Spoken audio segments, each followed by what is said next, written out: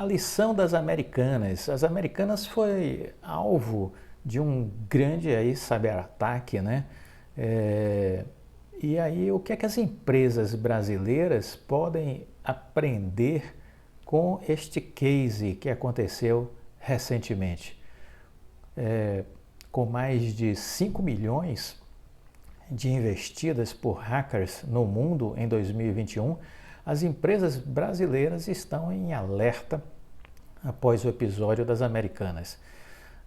Na semana passada, né, a empresa detentora dos e-commerces Americanas, Shoptime, Submarino, Sou Barato, a carteira digital AMI, além de atuações de logística e crédito, passou pelo maior temor de todas as empresas e indústrias do mundo, ser invadida e bloqueada por hackers. Pelo número de negócios online, é praticamente como ser invadida no mundo real por um batalhão armado, segurando como refém o negócio por 3 dias. Qualquer paralisação traz prejuízos imediatos e de longo prazo, seja na perda de receita direta, seja com a imagem, reputação, processos e outras coisas. Isso é válido para qualquer tipo de empresa, não é uma exclusividade das Americanas. Disse Geraldo Guazelli, que é diretor-geral no Brasil da multinacional americana NetScout, uma das maiores no setor de cibersegurança, com clientes como o Banco Votorantim, IBM e Nestlé. No caso das Americanas, até sua volta ao ar, a empresa perdeu 12% em valor de mercado. Isso não é importante porque o valor de mercado é desvalorização e valorização. Caiu, depois recupera. Isso não tem nenhuma consequência. O importante é ver o prejuízo das não vendas realizadas por conta dos sites serem ficados fora do ar. Isso sim que é importante. Os números da companhia são gigantescos, como 398 milhões de transações, 49,8 milhões de clientes no acumulado de 12 meses. Guazelli diz que toda a ação tem de ser tomada antes de qualquer invasão. Somente a atuação preventiva será eficaz. Depois de consumada uma invasão, o estrago está feito e quem dá as cartas é o cybercriminoso, que usualmente pede um resgate em criptomoedas, mais difícil ainda de rastrear, e só depois envia uma chave para descriptar tudo. As Americanas, em seu comunicado final na quarta-feira 23, disse que o e-commerce havia sido suspenso por causa de um incidente de segurança, completando que não achou evidência de que sua base de dados tenha sido comprometida. Como é uma empresa de capital aberto, tem de manter seus acionistas, clientes e parceiros informados, mas não disse, por exemplo, qual foi o tipo de invasão que sofreu, se foi uma data encryption, que impede o acesso da empresa a seu negócio, um data theft, que extrai, explora, expõe e vende os dados das pessoas que utilizam os sites, um DDoS, que é um ataque de negação de serviço com invalidação por sobrecarga, que deixa as equipes da empresa e segurança ocupadas, ou pior, um triple structure, que é a soma das três possibilidades citadas anteriormente. Por 3 dias, talvez o hacker tenha virado dono das Americanas, né? Então, é isso que a gente tem aí a princípio. Não é preciso ser nenhum nerd para entender que os criminosos, os bandidos do cybermundo têm se mantido fora de sistemas, têm de ser mantidos fora dos sistemas o máximo possível, pois o estrago costuma ser grande.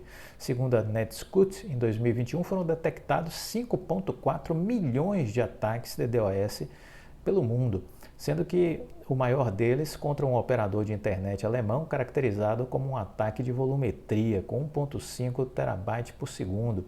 Não precisamos entender as tecnicidades, mas é como se fosse uma bomba atômica 24 horas por dia no seu negócio. Então, esse tipo de coisa é uma coisa preocupante. Para se ter uma ideia, no Brasil, o maior ataque visto em 2021 aconteceu contra um usuário único, provavelmente um gamer de 675 megabytes por segundo, talvez uma disputa sua entre jogadores. São tantos pacotes que é o termo usado em tecnologia da informação para a sequência de dados, por segundo que o cara não consegue nem respirar. Seja ele uma pessoa física ou uma equipe de uma empresa, quanto mais resolver definitivamente o problema. Foi atacado Reze, não é o melhor slogan para uma empresa de segurança, mas atualmente é a realidade. Guazelli diz que sua empresa tem visibilidade de cerca de 1/3 de todo o tráfego que passa pelas redes IPs globais. Seguramente a grande maioria das organizações já teve algum tipo de atividade anômala ao seu core business, principalmente ataques e tentativas de invasões.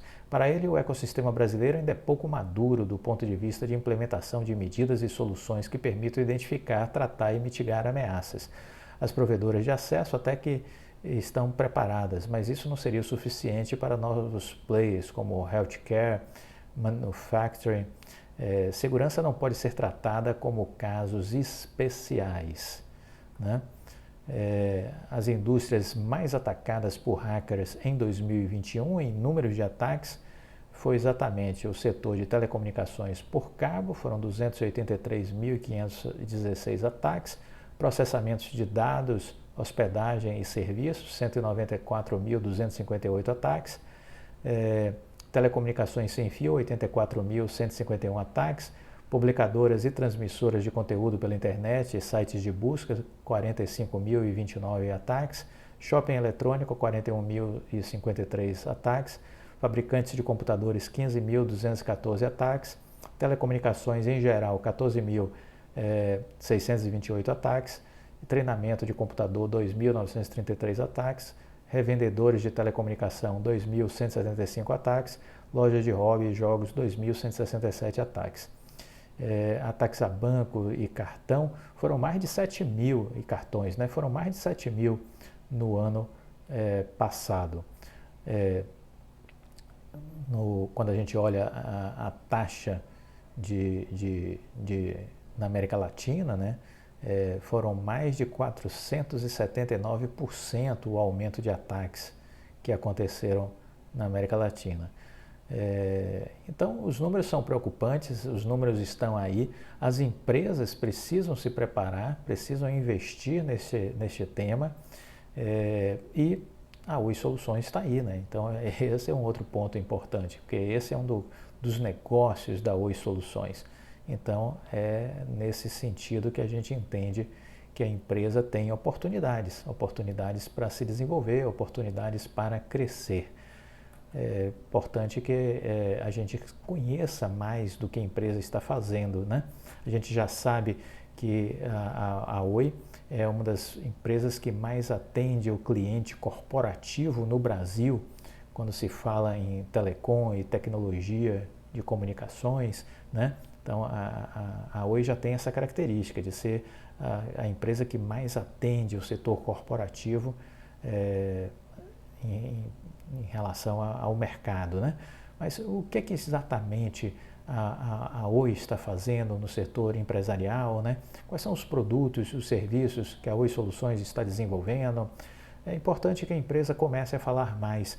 Olha, acredite, eu vi não faz muito tempo uma live na Exame que as pessoas não sabiam nem o que era a Oi Soluções. Então, eu acho que a empresa precisa melhorar a sua comunicação, porque há um desconhecimento grotesco, absurdo, de muitas pessoas, de ambientes, de revistas, de jornais, né? De sites especializados de notícias econômicas, né? Então eu acho que a Oi precisa fazer o seu dever de casa agora, fim dessa recuperação judicial, e investir e melhorar na sua comunicação com o mercado, com a imprensa, com os acionistas. Os acionistas também precisam ter uma melhor comunicação, né?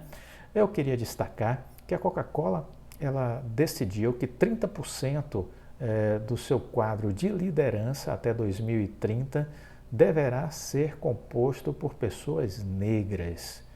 Isso é uma coisa interessante, né? Empresas estão tendo atitudes. Quem não gostar, deixa de tomar Coca-Cola. Mas as empresas estão tendo atitudes. Isso significa, isso não é fruto de uma cabeça mirabolante, isso significa decisões pautadas, muitas vezes, em pesquisas qualitativas que as empresas realizam e que percebem que determinados temas são mais sensíveis às sociedades e aos países onde elas estão inseridas. Não pensem que isso sai da cabeça de um executivo de uma hora para outra, de uma maneira mirabolante. Desculpa, isso é uma ingenuidade grotesca, né? Eu que trabalho com consultoria, conheço esse universo empresarial, sei que as empresas se movem mediante pesquisas qualitativas.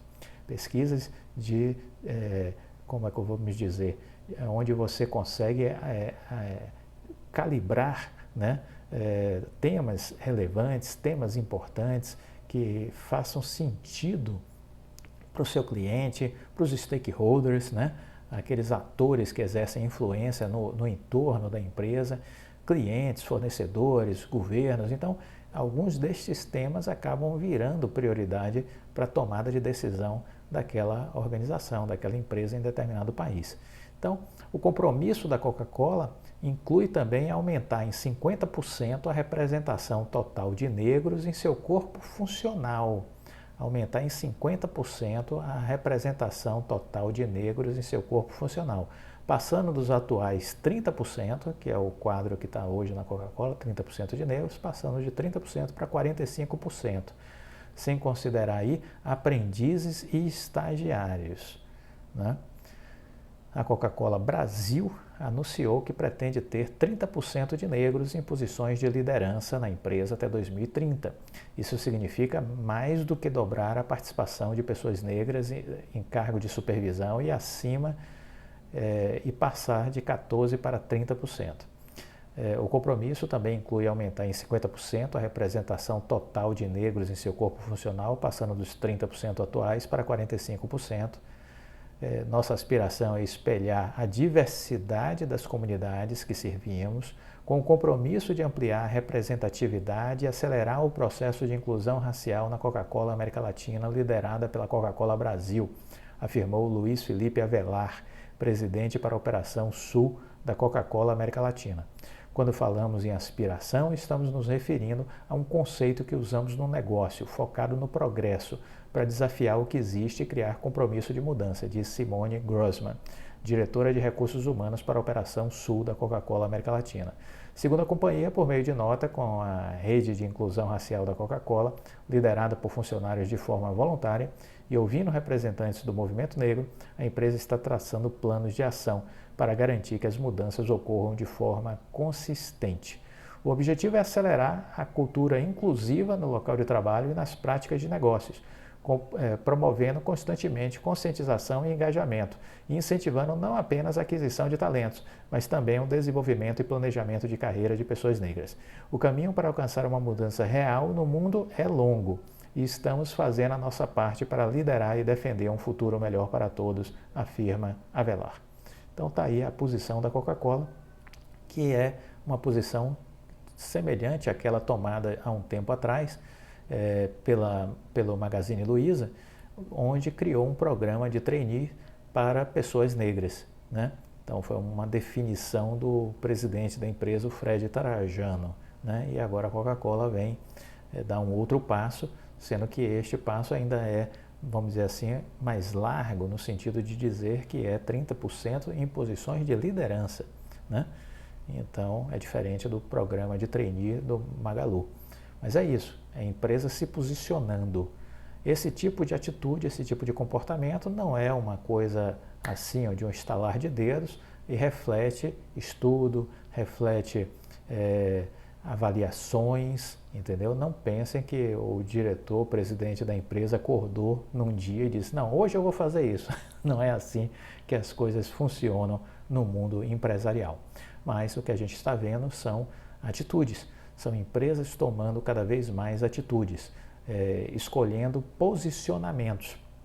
Aquela coisa da empresa ficar sob um muro e não querer se comprometer com nada, isso está ficando para trás. É uma nova postura que a gente está assistindo e nos parece que é uma postura que veio para ficar. Gostou do vídeo? Deixa o like, compartilhe com os amigos. Fique com Deus e até a próxima. Tchau!